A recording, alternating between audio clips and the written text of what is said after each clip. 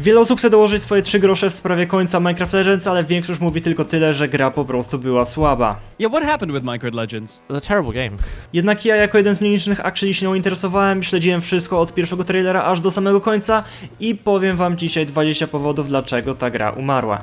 Idąc chronologicznie od samego początku, pierwsze problemy zaczęły się już tak właściwie przy tym pierwszym trailerze. Pokazali nam ładne animacje, wielkie pigliny, wielkie armie, w ogóle ruszanie do walki i to był mały błąd, bo tak właściwie pokazali masę akcji, ale nie pokazali w ogóle strategii. A przecież ta gra to jest w połowie akcja i w połowie strategia. Jednak bardzo wiele osób nie ogarniało, co to w ogóle znaczy. Były porównania do Minecraft Dungeons, do Trove'a, które w ogóle są absolutnie inne. Mój brat na przykład, który jest w podstawówce, opowiadał mi, jakiego ziomki tam gadały między sobą, co tam będą robić, jak już wyjdą Legendsy i jeden na przykład mówił, że no to ja na samym początku wyjdę w świat i poszukam jakichś super itemków i w ogóle, a to od samego początku nie miało nic takiego być. Ludzie w ogóle nie ogarniali, co to ma być za gra i według mnie częściowo jest to wina właśnie tego trailera, że została gra źle przedstawiona. A jeżeli gracze dostają coś innego niż to, na co się nastawili, to oczywiście nie jest to dobre.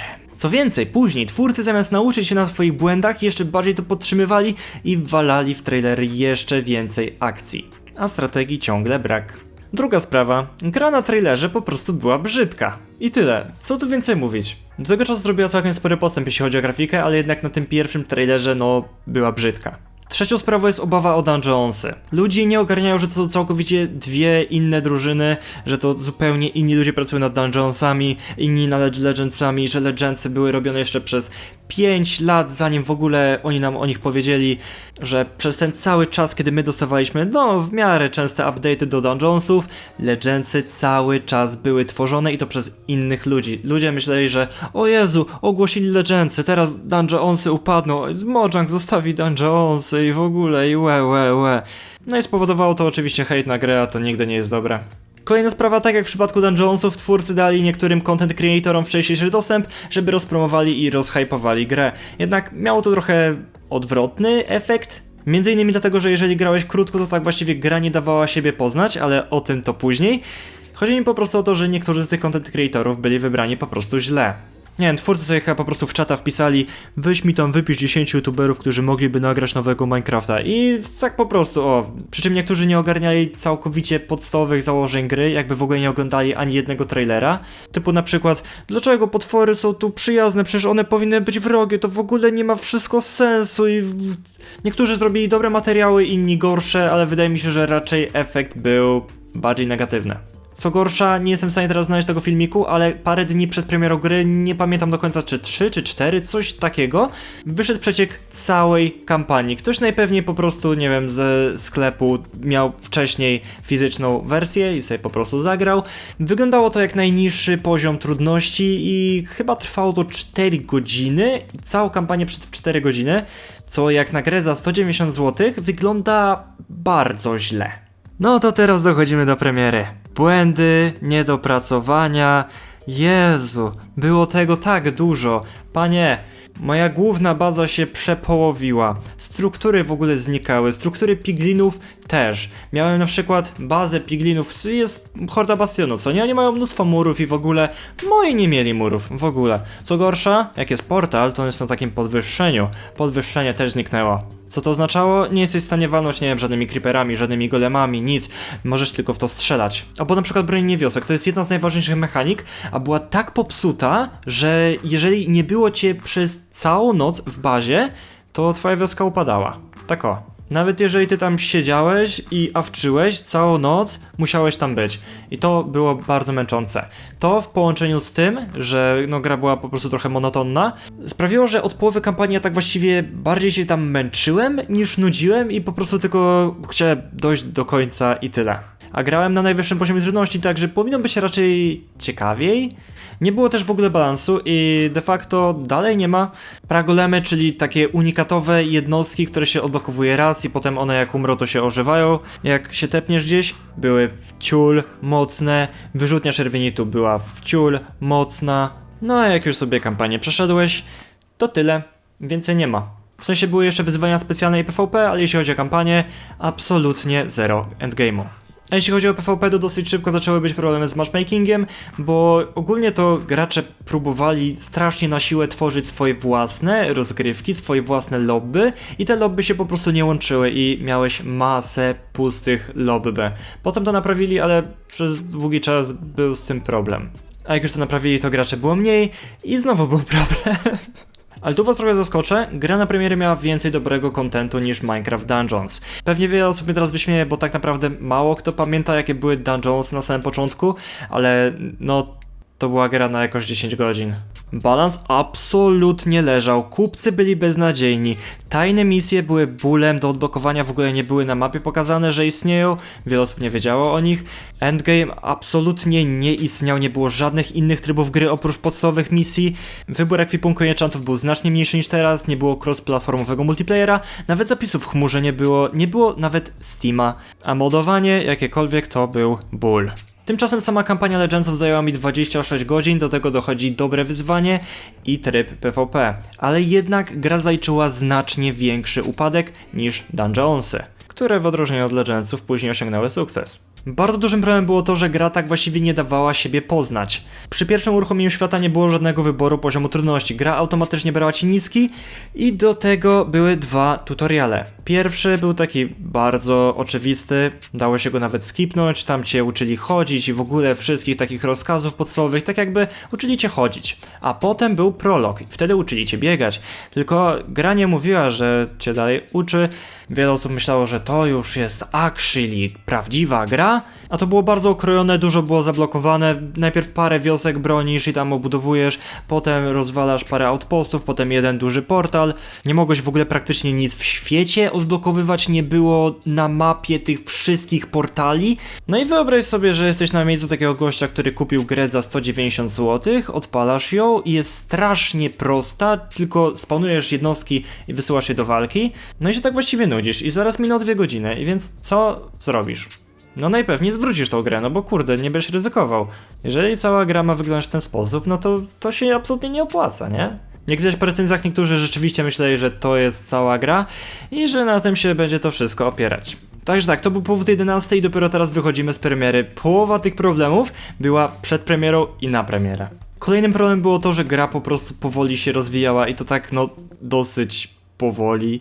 Co prawda dostawaliśmy co miesiąc jakieś tam darmowe wyzwanie, po paru miesiącach był Quality of Life update, a tak właściwie jedyny taki duży, znaczący update z contentem dostaliśmy 7,5 miesiąca po premierze. I to był update ostatni. I teraz pomyślcie sobie, co powinni zrobić twórcy, jeżeli mają taki największy update i możliwe, że już wtedy wiedzieli, że on będzie ostatni i chcecie troszkę jakby uratować grę, może jakoś przynieść więcej graczy, powinniście chyba jakoś dobrze to zareklamować, prawda? Dobrą taką okazją był Minecraft Live. No więc korzystając z okazji, twórcy na streamie poświęcili temu update'owi aż 3 minuty. Co w porównaniu do tego, jak Dungeonsy 2 lata wcześniej dostały 10 minut, to jest absolutnie żart.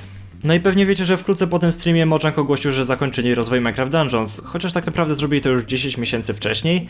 I o panie, Jezu, jaki hejt wtedy się wylał na Legendsy, po prostu tak ogromny, wszyscy się spłakali, że o Jezu, przez tą gównianą grę, która już jest martwa, zostawili Dungeonsy, porzucili Dungeonsy, żeby rozwijać Legendsy. W ogóle już jak Legendsy sobie tam padły, w ogóle i wszystko, nie? To były komentarze w stylu, że o tak, należało im się w końcu, ta głupia gra upadła, umarła, tak jej się należało za to, że Mojang porzucił Dungeonsy dla Legendsów.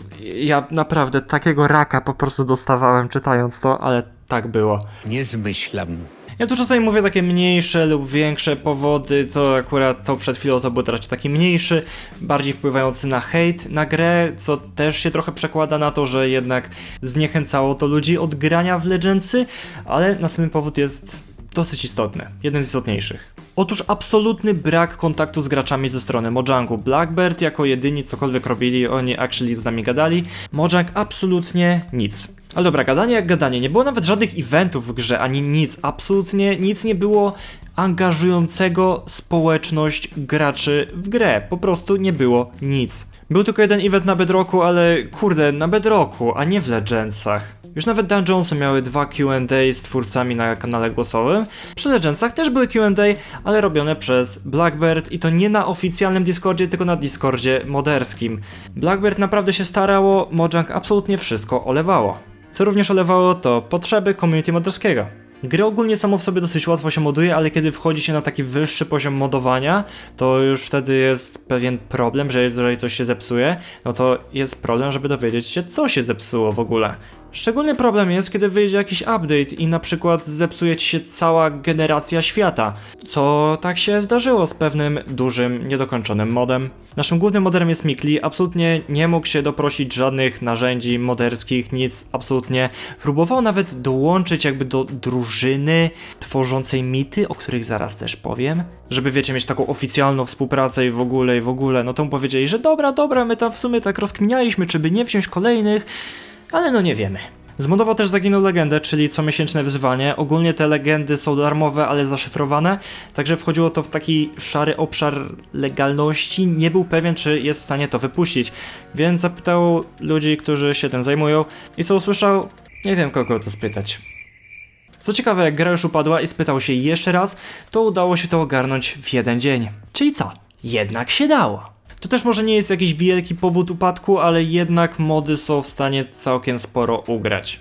Skoro już mówiłem o mitach, to może rozwijmy temat, co? Mity przed premierą i nawet po dziś dzień są reklamowane jako tworzone przez community, jednak prawda jest taka, że no jak mówiłem, nawet Mikli nie był w stanie się dostać. Nikt absolutnie nie ma żadnych narzędzi, żadnego dostępu do marketplace, nie ma żadnych współprac, nie ma nic. Jedyne co dostaliśmy to dokumentację.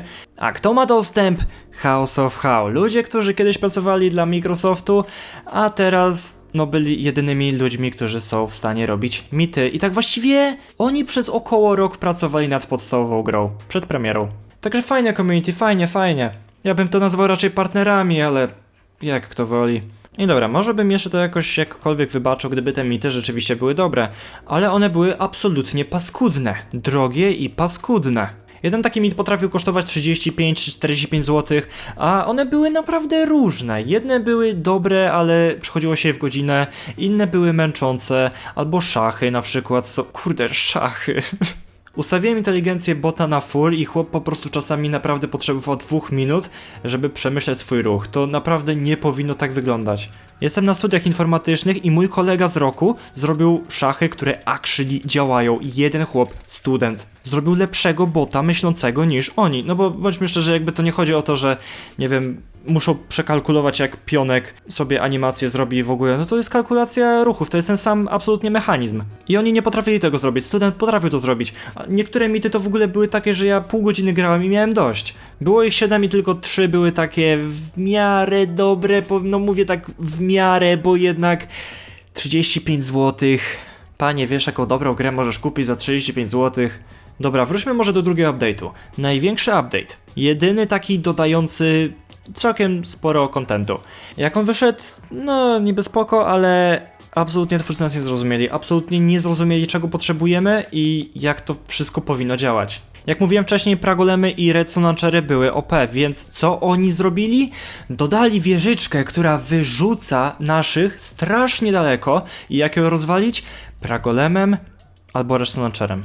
Inne opcje są możliwe, ale bardzo ryzykowne i bardzo kosztowne. W dodatku Piglin, który ogłusza wszystkie jednostki dookoła siebie i ma cooldown prawie tak długi, jak czas trwania ogłuszenia, więc jeżeli on walnie sobie, to twoje mopki tak właściwie, nie wiem, ruszą się przez sekundę, a potem są ogłuszone przez 5 sekund, potem znowu sekundę się ruszają. No jeżeli ty tam nie jesteś, jeżeli sam osobiście go nie bijesz i go nie ogłuszasz, to twoje mopki nie zrobią nic. Ale ty nie jesteś w stanie być cały czas w środku walki, bo przecież oberwiesz. Chyba że grasz na niskim poziomie trudności, gdzie już w ogóle strategia nie jest jakkolwiek istotna. A załóżmy, że jednak chcesz grać strategicznie, że jednak chcesz grać jakoś trudno, chcesz mieć jakieś wyzwanie i grasz na wysokim poziomie trudności. Jak tego gościa najpierw rozwalić? Pragolemami, które są odporne na ogłuszenie. No kurde, jakby coś jest zbyt OP, a oni robią, że jest jeszcze bardziej. Dostaliśmy jeszcze nowego wierzchowca Żabę, która była akurat spoko. Dostaliśmy nową jednostkę Wiedźmę, która no niby była spoko, ale była tak droga, że absolutnie nikt jej nie używał. Ja naprawdę próbowałem na początku używać jej i absolutnie mi to nie szło. No i dostaliśmy jedną strukturę kociołek, który akurat był dobry, ale tak no połowa tego update'u jednak była do wywalenia. Przypominam, jedyny duży update, jedyny znaczący update dodający content. 7,5 miesiąca czekaliśmy. Kolejny powód, nie wiem czy w ogóle miał jakiekolwiek znaczenie, bo chodzi o sytuację, która miała miejsce w połowie grudnia, a gdzieś na przełomie 2023 i 2024 twórcy powinni odbyć rozmowy, czy w ogóle jeszcze tą grę kontynuować dalej, czy cokolwiek jeszcze dalej rozwijać. Bo gdzieś jakoś w lipcu były plany na jeszcze 6 miesięcy rozwoju, także styczeń miał być tym ostatnim miesiącem, więc gdzieś w grudniu lub styczniu, albo jeszcze wcześniej, powinni właśnie takie rozmowy odbyć. Jest spora szansa, że to już było po fakcie, ale do rzeczy. Mikli, ten nasz główny moder, stwierdził, że trzeba coś zrobić z tym Mojangiem, że trzeba jednak pokazać ludziom, na czym polega problem z Legendsami, że w ogóle, nie wiem, Mojang się nie interesuje niczym, że źle jest to wszystko robione, że gra ma problemy i w ogóle. Więc napisał do takiego jednego youtubera, który się tam zajmuje rzeczami minecraftowymi, no i ten się zgodził. Zebraliśmy się w parę osób, stworzyliśmy mu wielki dokument, co i jak, dlaczego jest źle, co jest dobrze i w ogóle, jak powinno być, jak można by było to wszystko naprawić. A co chłop zrobił? Absolutnie typowy film, że bla bla bla, gra jest nudna, bla bla bla, gracze odchodzą i w ogóle przez pierwszą połowę filmu, czyli jakoś 6-7 minut gadał tylko o tym, a o tym co my mu tam wszystko podaliśmy jak na tacy, dopiero w drugiej połowie, która jest oczywiście znacznie mniej oglądana. I oczywiście od razu zleciały się sępy, inni youtuberzy zobaczyli łatwą okazję na wyświetlenia, no i trochę się pojawiło takich filmów w stylu, nie wiem, ale się wypowiem. No i chwilowo to podniosło liczbę graczy, ale jednak na dłuższą metę to bardziej zaszkodziło grze. Może nie miało wpływu na decyzję o zakończeniu rozwoju, ale na pewno miało zły wpływ. No bo jeżeli zobaczysz takie Legendsy, stwierdzisz, może by kupić, a potem zobaczysz taki film, to już stwierdzisz, że nie, chyba jednak nie kupić. No i ostatni powód, który istniał od samej premiery i ma związek z tymi filmami, Steam. A konkretnie chodzi mi o to, że mało który gracz Minecraft Legends gra na Steamie, ale jak ludzie mówią, że gra umarła, to bardzo chętnie pokazują wykresy Steama, no bo są to najprostsze wykresy i często bardzo dobre. Tylko nie w tym przypadku. Dzieje się tak po prostu dlatego, że gra jest przesadnie droga i jednocześnie dostępna na Game Passie. Zamiast kupywać Legendsy na stałe, możesz kupić prawie 5 miesięcy Game Passa, a cały content Legendsów jesteś w stanie na luzie w 1 miesiąc, nawet 2 tygodnie ograć.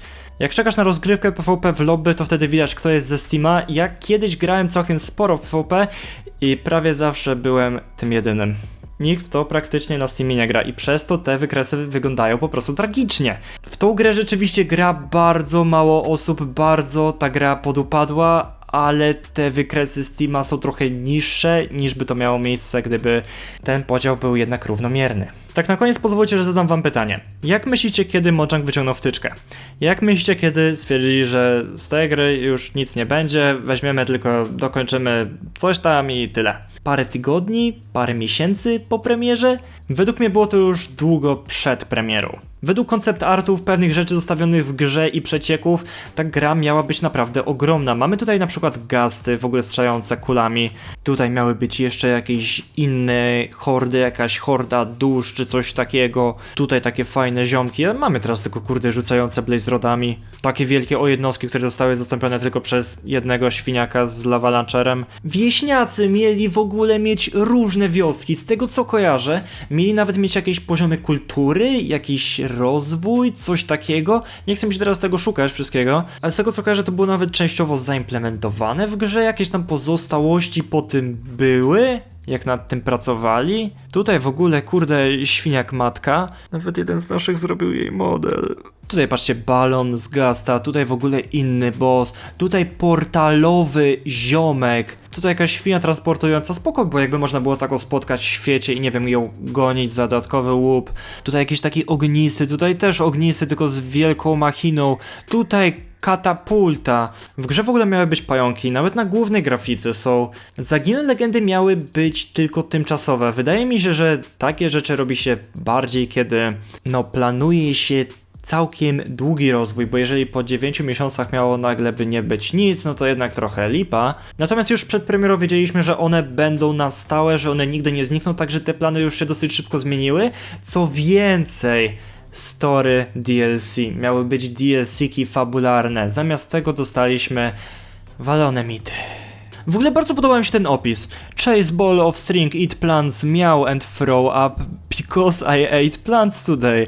I could if I had chase ball of string, eat plants, meow. What the fuck?